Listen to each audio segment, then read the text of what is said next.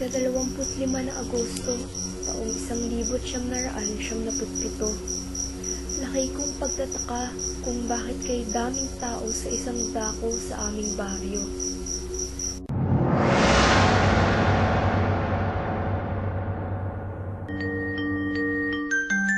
May kasalan ba? Pista ba? Hindi, mayroon lang palang bibindisyonan. Tila paraiso naman ang hatid ng bawat pagkain sa pagkainan. Hanggang sa...